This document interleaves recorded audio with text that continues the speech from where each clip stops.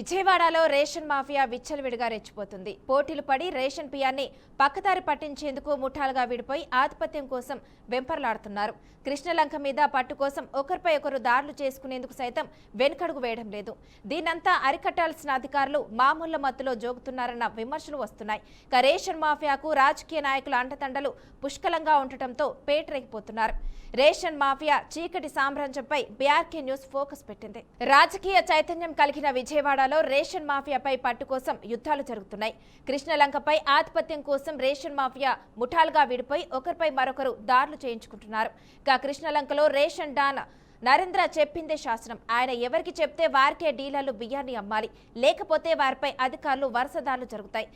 నరేంద్రతో పాటు సుబ్బారావు, ఆంజనేయులు, దుర్గాప్రసాదులు కూడా కృష్ణలంకలో పీడీఎస్ బియ్యాన్ని పక్కదారి పట్టించడంలో సిద్ధహస్తులు. ఎవరికి వారు వ్యాపారంపై పట్టు సాధించేందుకు ప్రయత్నిస్తున్నారు. అందులో భాగంగానే ఒకరిపై మరొకరు దాడులు చేయించుకుంటున్నారు. ప్రతి నెల 26వ తేదీన ప్రారంభమయ్యే రేషన్ బియ్యం వ్యాపారం 16వ తేదీ వరకు నిరాటంకరంగా జరుగుతుంది. సివిల్ సప్లైస్, విజిలెన్స్, ఎన్ఫోర్స్మెంట్ అధికారులు రేషన్ మాఫియాకు తొత్తులుగా వ్యవహరిస్తున్నారని వాళ్ళంటున్నారు. ఎవరు డబ్బులు ఇస్తే వారికి అనుకూలంగా ఎదుటి వారిపై దాడులకు తెగబడుతున్నారన్న విమర్శలు లేకపోలేదు. పోలీసులకైతే తాము పెద్ద ఎత్తున ముట్ట చెప్తున్నామని రేషన్ మాఫియా డాన్లు బాహటంగానే చెప్తున్నారు. ఇటీవల నరేందర్ను అరెస్ట్ చేసి రిమాండ్కు తరలించినప్పటికీ అతనిలో మార్పు రాలేదు. బయటకు వచ్చి మళ్లీ వ్యాపారం విస్తరించే పనిలో పడ్డాడు. రేషన్ మాఫియా సిండికేట్ల కోసం కృష్ణలంకలో కోట్లాట జరుగుతుంటే అధికారులు ఈ వ్యవహారంలో పావులుగా మారడం తీవ్ర విమర్శలకు తావిస్తుంది. అధికారులే రేషన్ మాఫియాలో భాగస్వామ్యం కావడంతో ప్రజల్లో అధికారుల పట్ల ఉన్న గౌరవం తుడిచిపెట్టేందుకు పోతుందన్న విమర్శలు వినిపిస్తున్నాయి. దీనిపై మరింత సమాచారాన్ని మా ప్రతినిధి సుబ్బు అందిస్తారు. సుబ్బు, చెప్పండి.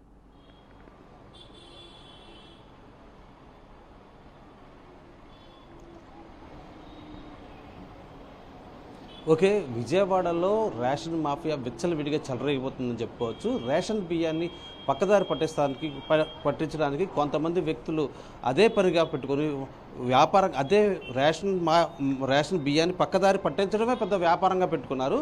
అయితే పెద్ద ఎత్తున కోట్లలో ఈ వ్యాపారం జరుగుతున్నప్పటికీ పోలీసులు కానీ, విజిలెన్స్ కానీ, ఎన్ఫోర్స్మెంట్ కానీ ఎవరు కూడా అటువైపు దృష్టి సారించట్లేదని చెప్పుకోవచ్చు. ఎందుకంటే పెద్ద ఎత్తున మామూలు ముట్ట చెప్తున్నామని చెప్పేసి వాళ్ళు బాహాటంగానే చెప్తున్న పరిస్థితి ఉంది. ముఖ్యంగా విజయవాడ కృష్ణలంకలో చూసుకుంటే నరేంద్ర అనే వ్యక్తి పెద్ద ఎత్తున ఈ రేషన్ వ్యవహారాన్ని చేస్తున్నాడు. అయితే రేషన్ బియ్యాన్ని ఒక మాఫియాలాగా పక్క తరలిస్తామన్నారు. మనం రేషన్ ఇవ్వాల్సిన డీలర్స్ దగ్గర నుంచి డీలర్స్కి పెద్ద ఎత్తున డబ్బులు ఆశ చూపి వాళ్ళ దగ్గర నుంచి కిలో 12 రూపాయల నుంచి 12 రూపాయలు కొనుగోలు చేస్తున్నారు. దాన్ని 16-17 రూపాయలకి బయట మార్కెట్లో అమ్ముకుంటున్న పరిస్థితి అయితే ఉంది. ఒక లారీ మీద సుమారుగా ఒక 7-8 లక్షల రూపాయలు మిగిలే పరిస్థితి అయితే నెలకొంది. అలాంటిది రోజుకి ఒక లారీ, లేకపోతే 2 రోజులకు ఒక లారీ ఎత్తే పరిస్థితి అయితే కనబడతా ఉంది. పెద్ద ఎత్తున లక్షల్లో లాభాలు రావడంతో రాజకీయ నాయకులతో డైరెక్ట్గా కుమ్మక్క అయిపోయి స్థానికంగా ఉన్న కూటమి నాయకులతో కలుపుకొని వాళ్ళకి పెద్ద ఎత్తున డబ్బులు ఆశ చూపి వీళ్ళందరూ కూడా ఒక మాఫియాగా ఏర్పడి రేషన్ బియ్యాన్ని తరలిస్తామన్న పరిస్థితి ఏర్పడుతుంది. మొత్తం రేషన్ డీలర్స్ దగ్గర నుంచి సేకరించిన రేషన్ బియ్యాన్ని లారీల ద్వారా అయితే కృష్ణపట్నం కానీ, ఇటు కాకినాడ కానీ పోర్టుకు తరలిస్తామన్న పరిస్థితి ఏర్పడుతుంది. కొన్ని చోట్ల ఈ ఏదైతే చేపల చెరువులు, రొయ్యల చెరువులు ఉన్నాయో వాటికి కూడా తరలించే పరిస్థితి అయితే ఏర్పడుతుంది. పేదలకు కడుపు నిండా కూడు తినాలని చెప్పేసి, పట్టు బియ్యం ఇవ్వాలని చెప్పేసి ప్రభుత్వాలు పేదల కోసం ప్రవేశపెడుతున్న ఈ పథకాలని ఈ దుష్ట వ్యక్తులు కొంతమంది దాన్ని వ్యాపారంగా మలుచుకుని పేదల నోటికాడ బియ్యాన్ని కూడా లాగేసుకుంటారనే విమర్శ అయితే ఉంది. ఈ కుటుంబ ప్రభుత్వం ఏర్పడిన తర్వాత ఎవరైతే civil supplies minister Nadendla Manohar ఉన్నారో ఆయన దీనిపైన ప్రత్యేకంగా దృష్టి సారించి కాకినాడ పోర్టులో ఒక షిప్ను కూడా పవన్ కళ్యాణ్ ఆధ్వర్యంలో షిప్ను కూడా సీజ్ చేసే పరిస్థితికి తలెత్తింది. అయితే కొంతమంది ఈ రేషన్ మాఫియాగా ఏర్పడి రేషన్ పక్కదారి పట్టిస్తున్నారు. రేషన్ బియ్యాన్ని మొత్తాన్ని పక్కదారి పట్టిస్తున్నారు. కృష్ణలంకలో ఈ పరిస్థితి చాలా తీవ్రంగా ఉంది. నరేంద్ర అనే వ్యక్తి ఈ రేషన్ బియ్యాన్ని పక్కదారి పట్టిస్తున్న పరిస్థితి అయితే కనబడుతుంది. ఇతనితో పాటు సుబ్బారావు అనే మరొక వ్యక్తి, దుర్గాప్రసాద్ అనే మరొక వ్యక్తి, ఆంజనేయులు అనే మరొక వ్యక్తి, వీళ్ళు కూడా రేషన్ సిండికేట్లుగా ఏర్పడి రేషన్ సిండికేట్ల కోసం వీళ్ళందరినీ, డీలర్లందరినీ కూడా బెదిరింపులకు గురి చేసి మాకే అమ్మాలని చెప్పి బెదిరింపులకు గురి చేస్తున్నారు. చివరికి సామాన్యుడికి అందాల్సిన, నిరుపేద వ్యక్తులకు అందాల్సిన రేషన్ బియ్యాన్ని కూడా డ్యాగల్లాగా తన్నుకెళ్ళిపోతున్న పరిస్థితి అయితే నెలకొంది.